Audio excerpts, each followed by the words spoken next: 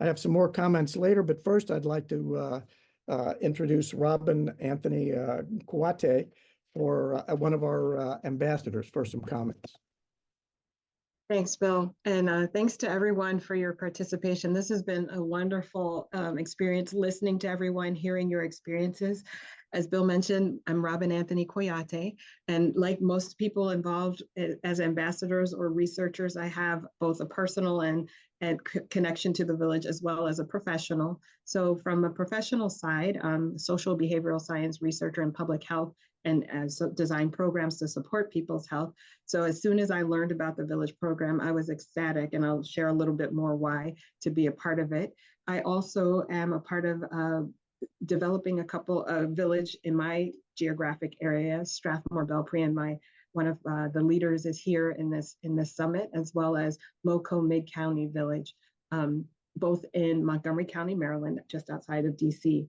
So this movement, I think, is extremely exciting for several reasons.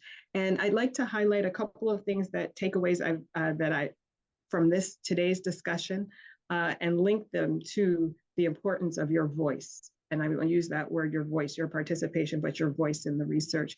So what we heard from some of the research, out of these focus groups, 49 participants, 18 states, we know that villages are diverse, and several of our commenters also mentioned the types of diversity, whether we're talking about the village members, the village models, whether we're talking about age, geography, income, ethnicity.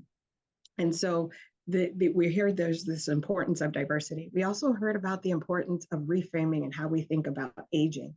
I want to link that to one of Bill's comments too about the lived experience. And so when we're thinking about voice, there's the importance of the diversity of voices based on those various factors that I just described and that we heard talked about today, but also the lived experience is as important to inform research.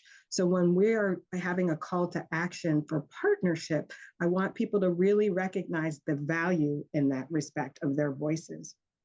The other thing I'd like to highlight that we saw a little bit is, and many of you have maybe heard this comment, when you've seen one village, you've seen one village. Now, that doesn't mean we can't do research to figure out what works, but we do know, and this is really important, that context matters.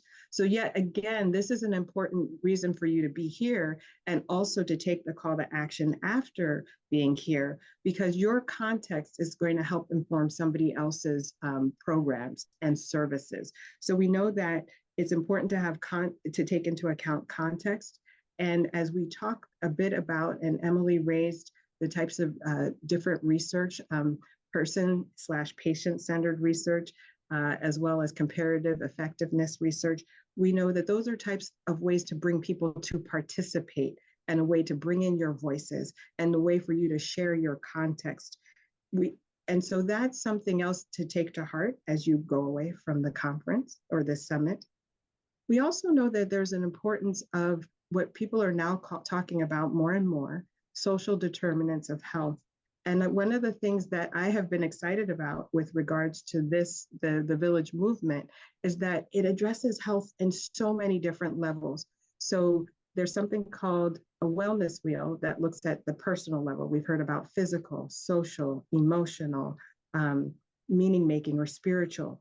There's also how we influence our environment and things like the lived environment, housing, et cetera, to make it easier for people to age in place. And the village movement brings those together. So I know we're short on time, so maybe I'll make one more comment. And that is, in the research, they talked about wellness being in the community and illness being in the hospitals, and the importance of the connection. And there's one stat I always loved, there's 8,760 hours in the year.